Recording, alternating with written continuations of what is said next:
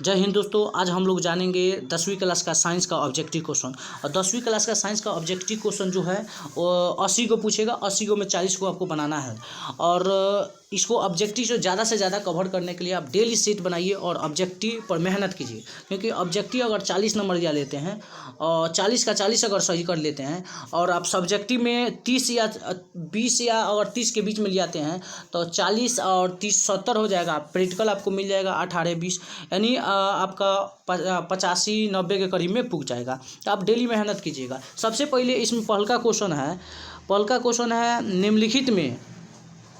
निम्नलिखित में किसका अपवर्तनांक अधिक होता है। तो आपको पता होगा कि अपवर्तनांक सबसे अधिक होता है हीरा का। किसका अधिक होता है? हीरा का अपवर्तनांक सबसे अधिक होता है। हीरा का अपवर्तनांक कितना होता है? तो 2.42 होता है। हीरा का अपवर्तनांक कितना होता है? 2.42। और हीरा के बारे में और जानना चाहते हैं तो हीरा के बारे में अगर हीरा का अपवर्तनांक पूछेगा तो 2.42। हीरा कठोर होता है। हीरा क्या होता है? कठोर होता है। ये आपको पता ही होगी, हीरा कठोर होता है। हीरा से क्या बनाया जाता है? आभूषण कोई बना सकते हैं। हीरा से आभूषण भी बनाया जाता है। और हीरा जो होता है, हीरा से आप क्या कर सकते हैं? शीशा को काटने में हीरा का प्रयोग किया जाता है। आपको हीरा के बारे में भी जानकारी हो गया। निम्नलिखित में पूछा जाएगा किसका अपवर्तनांक सबसे अधिक है, ये भी जानकारी हो गया। तो निम्नलिखित में किसका अपवर्तनांक अधिक है? तो आप बताइए कि किसका अपवर्तनांक अधिक है। तो निम्नलिखित में अपवर्तनांक हीरा का अधिक है। हीरा का अपवर्तनांक कितना होता है? तो 2.42 होता है। हीरा एक कठोर धातु होता है, याद कीजिएगा। हीरा एक क्या होता है? कठोर धातु होता है। हीरा का उपयोग शीशा काटने में किया जाता है। हीरा का उपयोग शीशा काटने में भी किया जाता है और हीरा का उपयोग आभूषण बनाने में किया जाता है। ये चीज़ आपको सबको जानकारी होना चाहिए। फिर दूसरा का क्वेश्चन कह रहा है, दूसरा का अवतल दर्पण की फोकस दूरी होती है। अरे भाई, अवतल दर्पण की फोकस दूरी क्या होती है? ऋणात्मक होती है, धनात्मक होती है, शून्य होती है, कभी ऋणात्मक कभी धनात्मक होती है। नहीं रे बबुआ, अवतल दर्पण पूछेगा जब भी अवतल दर्पण में फोकस दूरी भी ऋणात्मक होती है।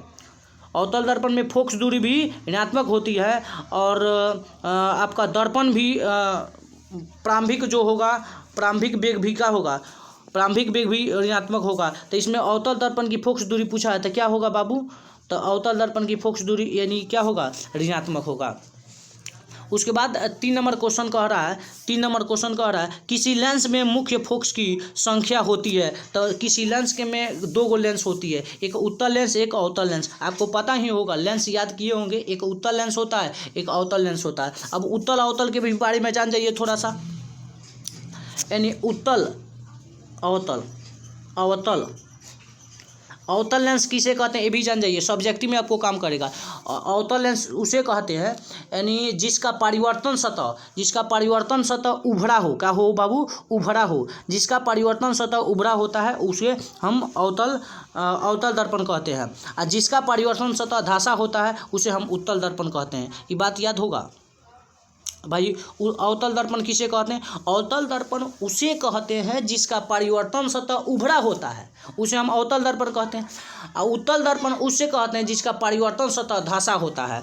अब उसके बाद धंसा होता है तो किसी लेंस में फोकस की संख्या कितनी होती है? तो 2 होती है।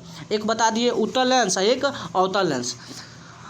एक उत्तल लेंस, एगो अवतल लेंस, एगो उत्तल दर्पण, एगो अवतल दर्पण। बड़ी कन्फ्यूजिंग होता है इसका। एक क्लास दर्पण और उत्तल दर्पण क्या होता है, अवतल दर्पण क्या होता है, बहुत बेहतरीन तरीक़े से क्लास करेंगे जो आपको बहुत बेहतरीन तरीके से जानकारी हो जाएगा। उसके बाद फिर क्वेश्चन पूछ रहा है कि दाढ़ी बनाने में कौन सा दर्पण उपयुक्त होता है। ये बबुआ, दाढ़ी बनाने में अवतल दर्पण का उपयोग किया जाता है, क्योंकि दाढ़ी बनाइएगा तो अवतल दर्पण आपको पूछेगा। हजामती में कौन सा दर्पण अवतल दर्पण।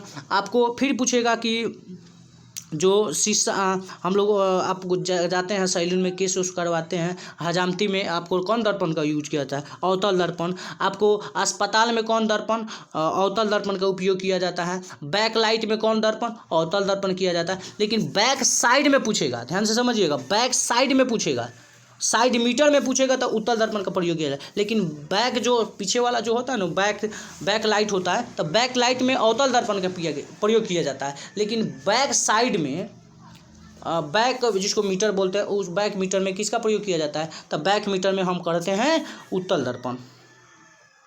तो इसमें फिर पूछा है कि दाढ़ी बनाने में कौन सा उपयोग किया जाता है, तो हॉस्पिटल में भी अवतल का प्रयोग करते हैं। अवतल के फिर समझ जाइए, अवतल दर्पण का प्रयोग कहाँ करते हैं, हजामती बनाने में। अवतल दर्पण का प्रयोग और कहाँ करते हैं, तो अवतल दर्पण का प्रयोग आपको अस्पताल में करते हैं। अवतल दर्पण का प्रयोग और कहाँ करते हैं, तो आपकी जो भी गला नाक ये सब मुंह दांत जितना सब दवाई होता है उसमें किस दर्पण का प्रयोग किया जाता है, तो अवतल दर्पण का प्रयोग किया जाता है। ये आपको बात समझ में आया होगा।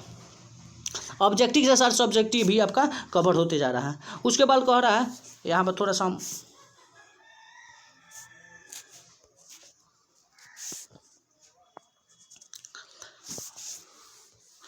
यहाँ पर देखिए क्वेश्चन, अवतल दर्पण की फोकस दूरी, अवतल दर्पण की फोकस दूरी एफ और उसकी वक्रता त्रिज्या आर के बीच की संबंध होती है। देख रहे बबुओ, याद करना, एफ बराबर आर बाई टू होता है। एफ बराबर क्या होता है, आर बाई टू। अगर तू ये इसके नीचवा एक मान के तिरिये गुना करेगा तो आपको क्या प्राप्त होगा, आपको तो प्राप्त ही न हो जाएगा, यानी 2f बराबर आर, 2f बराबर आर, यानी कहा जाएगा जो आर क्या है, तो आर कहेंगे कि वक्रता त्रिज्या है।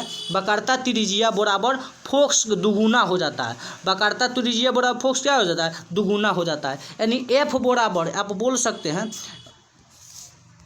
यानी एफ बराबर आर बाई टू बोलो, इसको तिरिये गुना कर दीजिए तो आर बराबर क्या हो जाएगा, 2f। तो दोनों में कोई एक बात याद होना चाहिए, एफ बराबर आर बाई टू या तो आर बराबर 2f। तो आपको ये बात यहाँ पर ऑप्शन में अब देखिए तो क्या है, अवतल दर्पण की फोकस दूरी, अवतल दर्पण की फोकस दूरी वक्रता त्रिज्या आर के बीच का संबंध है। तो एफ बराबर आर, एफ बराबर 2r नहीं है, गलती है, एफ बराबर 2r तो हो ही नहीं सकता है, ये भी गलती है। और एफ बराबर आर भी गलती है, एफ बराबर आर बाई टू, ई बिल्कुल सही है। ये क्या है, बिल्कुल सही है। तो आपको याद होना चाहिए एफ बराबर कितना हो जाएगा, एफ बराबर आर